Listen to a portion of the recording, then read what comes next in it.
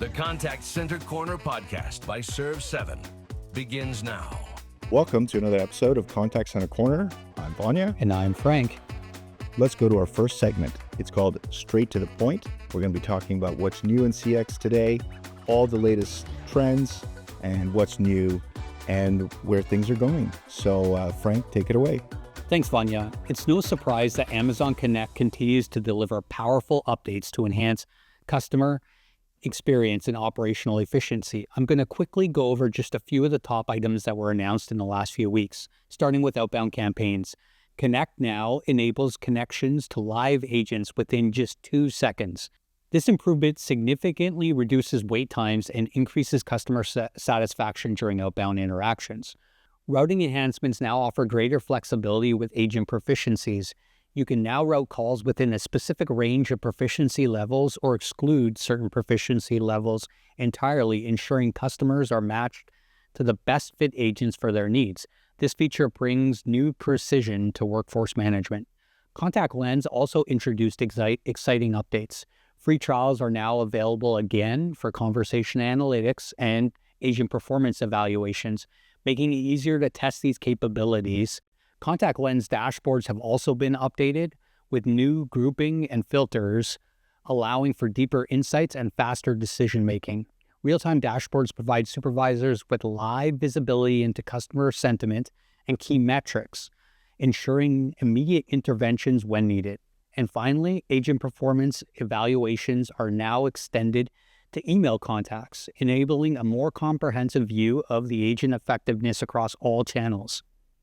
With these updates, Amazon Connect continues to empower organizations to optimize their contact center operations and deliver exceptional customer experiences.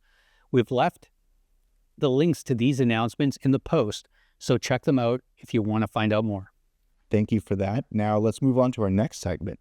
It's called Bent Out of Shape. I'm very excited for this one. We're going to share some stories of some awful CX experiences we've had, and we're going to come up with some ideas how we're going to fix these. So I'm going to kick it off. I'm going to share a recent experience I had that was probably one of the worst in my entire life. Started off with a really unfortunate situation. My kitchen was flooding underneath my sink every time I turned the faucet on.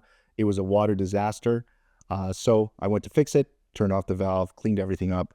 I also realized the water was leaking into my basement, which is right where my modem is. And so I had to go unplug that. So now I have no internet, which obviously is going to impact my customer experience story. Talk about that a little bit later. So now I go to fix it. So what do? I take off the faucet. I look up the model number. I look up the company. And there's actually a phone number there. I dial the phone number. And of course, it's the wrong number. So what do? I then Google to try and find the right number. It was a typo. And I should have known then this was a harbinger of things to come, because this is just what I should have expected. So once I did finally get the right number, I was greeted with a strange IVR. So I called in and the voice prompt said, well, first one was the language. So press 1 for English, 2 for French for Canada. So I select English. And the second question really baffled me. It said, is this a complicated issue or is this a simple issue? Which, According to you, or a plumber? that's what I'm saying. So I didn't know what to do. So again, right there off the bat, this is not a great experience for me because there's no context. And I don't know what to, I don't even know what to input. I put simple because I just need a part replacement. So I'm guessing. But again, you don't want to leave your customer guessing what they're going to do. So after I select that, it says, there's no estimated wait time. It just says you're going to wait until the agent is ready. So there I am waiting for over 20 minutes. So 20 plus minutes before an agent even comes online. When the agent does come online, they are not very friendly. It seems like they've kind of been doing this all day, answering frustrated customer calls. They have no context why I'm calling. All that maybe they know is that they're in the queue, that this was a simple issue. So after discussing with the agent, the number one question that she had for me was whether I was the original purchaser. And of course I was not. This faucet came with my home. And she immediately told me that she can't help me in any way because I'm not the original purchaser and I'm not covered under the warranty anymore. So now I'm stuck. I've wasted 20 plus minutes to only find out that I'm not under warranty, and I'm basically in a situation that is no further advanced after over half an hour of interacting with this company. So the next step she suggests is for me to give her my email. And of course, my reception is not good. She can't hear me. So I'm trying to spell it out with the NATO call codes, A for this and V for Victor. And it was just a disaster. She barely understood me. She finally sent me an email after 10 minutes on the line with her. And if you think the email got any better, it did not. It was a static image of what looked like SKUs and a blurry diagram of the faucet. So again, not very helpful. I had to spend more energy looking up what the actual part number was. It was not customized or personalized to my issue. Right. And finally, of course, she sent me a link, a generic link, not even to the part number, just to the part, like a generic website. I'm not sure if it's theirs or not. And lo and behold, I type in the model number after I finally find out what it is, and it's out of stock. So no resolution to my problem. I didn't get anywhere other than finding out the model number that I had. So what I did then I had to take matters into my own hands. I searched that model number on the internet. I found a retailer that had it. Shout out to the Chicago Faucet Shop. It took a little bit to get here to Canada, but it arrived. I was able to resolve my problem. But this was just such an awful experience. And it wasn't like deliberately awful. It was more bad because it was just careless in my eyes. So Frank, I want to hear from you. Like, what are some ways that you would deal with this? How would Serve7 approach fixing a problem like this? Sure. So let's reimagine this experience and take a look at how we could deliver a better experience powered by modern CX. Let's imagine how it could have been. First key is personalization. Think about it. When you buy a faucet, there's often a warranty card or a QR code for registration, right? And if you'd registered that information, then the company would have your contact information and the exact model that you actually purchased in a CRM or database. This is the foundation for personalizing experience. Now imagine you call into support. Instead of a clunky IVR, the system recognizes your actual phone number and instantly pulls up your information from within that CRM. Within a minute or two, without even talking to an agent, an automated message or IVR or voice bot informs you of your specific faucet model and about what's covered under warranty. So boom, instant answer, no 20, 30-minute hold time like you had just to get bad news. You would have had that information within a minute or two of the conversation. Now let's say I want to proceed with an actual out-of-warranty repair, right? It's not in warranty, but giving the customer the option to move ahead. The system would briefly ask you for a description of the actual issue that you had. So for you, it would be, a leaky hose.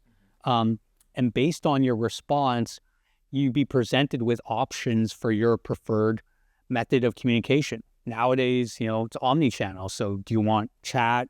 You're an Android user, or do you want email, or do you want to just stay on the phone because you want to get it solved?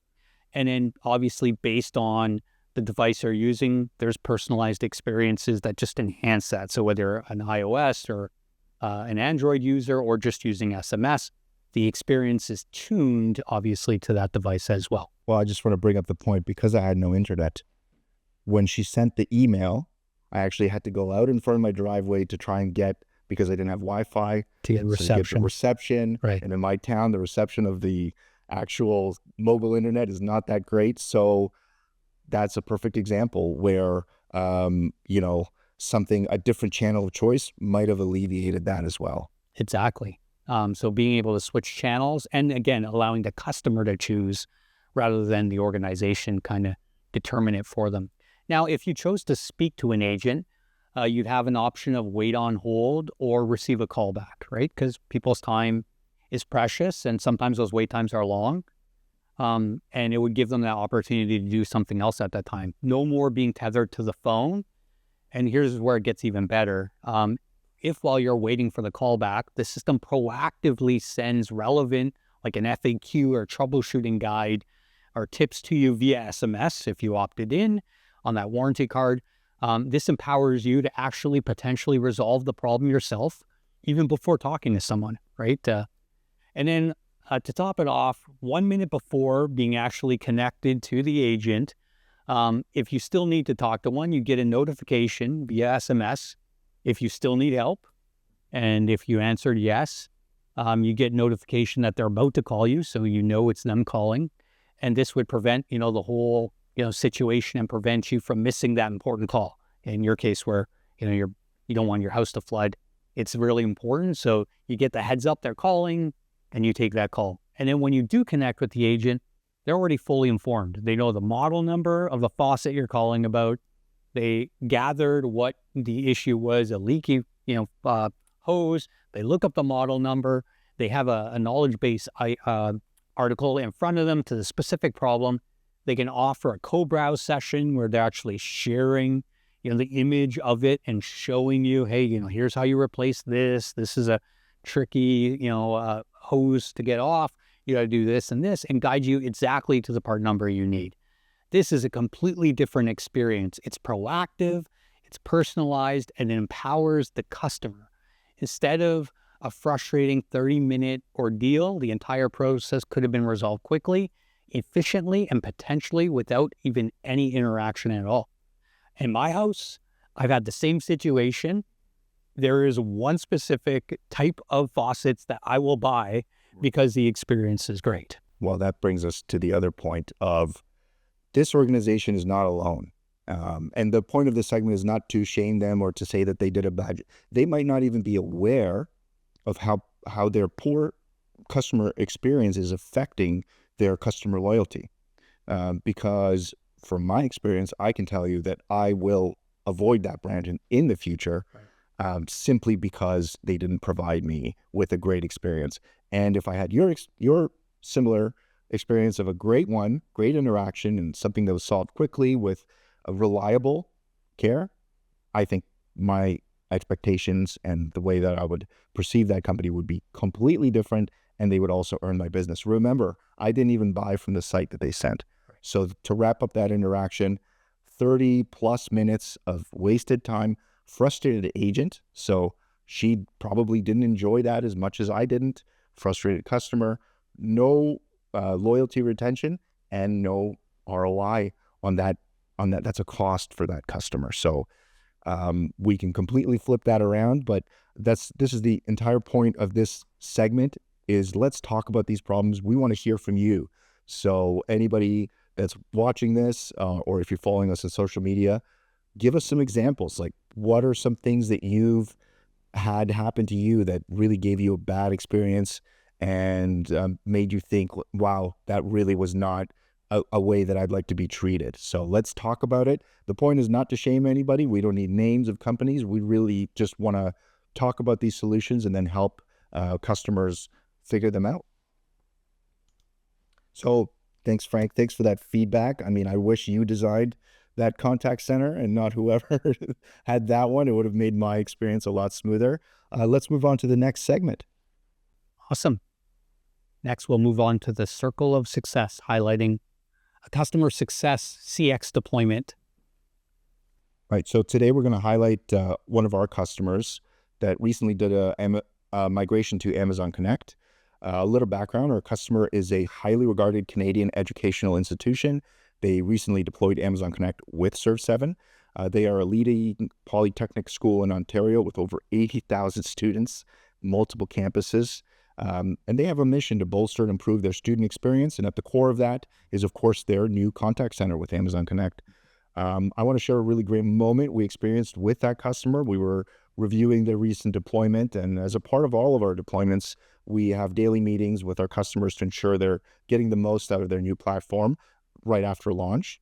So while we were in this call, we were reviewing the contact lens themes and routing, and we received the feedback from our customer from the new platform. Frank, can you share with us the feedback that they gave to us and what the outcomes were from that conversation? Sure. As part of this launch, we were actually deploying a Lex bot to allow students to speak in their own words what their inquiry was related to. And when you allow that to happen, obviously you get a much deeper and a wider understanding of why the students are reaching out to the school. And what we were sharing on that call is we were looking at there's a conversational logs and analytics we can see from Lex that show all the spoken utterances or phrases. And, coming from their, we call directed DTMF IVR, which is where you press 1 for this or press 2 for that. Again, moving to a speech natural language understanding or NLU-based IVR using Lex. They were able to see all those phrases and what phrases and how many times they were said. So got a wide understanding and I think a better understanding of the types of inquiries that were coming in rather than just seeing, the 5 options in the menu and having the student to, select those options. Now the students could say anything and they get insight into that. And obviously that's very valuable to the educational institution. Right. What a difference. You're going from a narrow stream of maybe 5 or 6 choices to interpreting hundreds, or in this case, tens of thousands of different inputs that maybe were never considered. Maybe the students were clicking whatever they thought the best option was, but it wasn't really tailored to their experience. So completely transformative.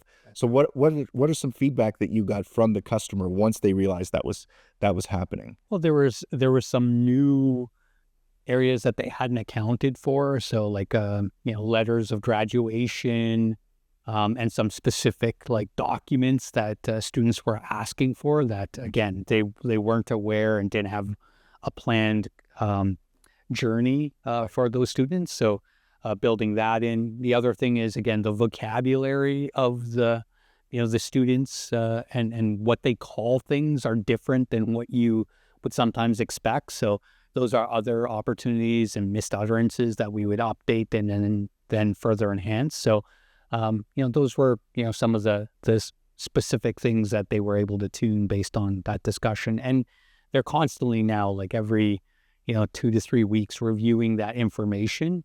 And especially prior to an admission cycle, which is where there's obviously in higher ed, there's a large influx of calls and inquiries coming from students before they start a new semester, is we tune then the bot for the inquiries coming in at that time, because that's when we're really relying on self-service. Right. So I guess 2 things to take away from that is really what a great fit Amazon Connect is for an institution like that can ramp up with, it just pairs perfectly with the education center. So it can ramp up and scale up based on the demand. So admissions is their busiest time of year. This is when they need the contact center firing on all cylinders.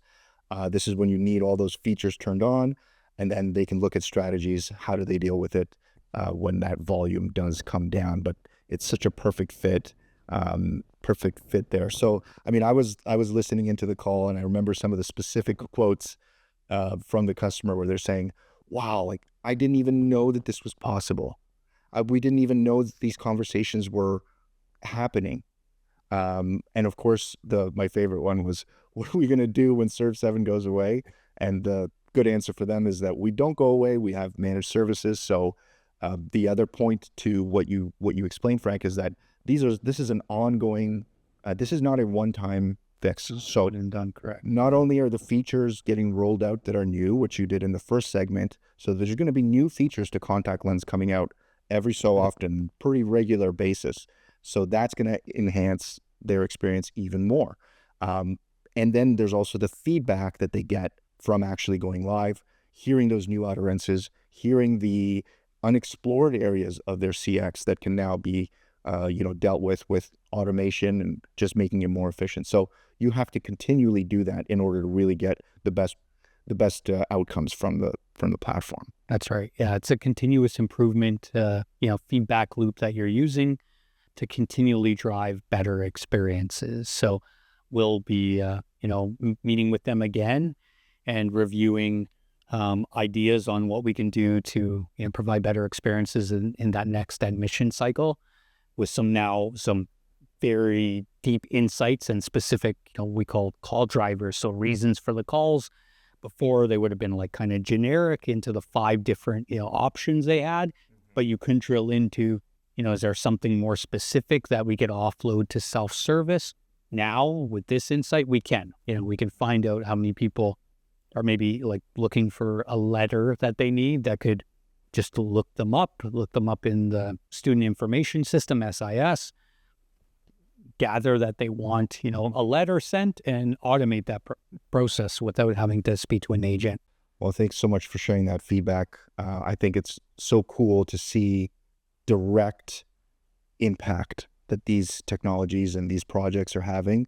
It makes us very proud to do these projects for Canadian organizations, especially ones in important sectors such as education and healthcare and others. So we look forward to growing that practice, and thank you everybody for tuning in. Thanks, Frank, for joining me today, and remember to subscribe, and we'll see you next time. Thank you.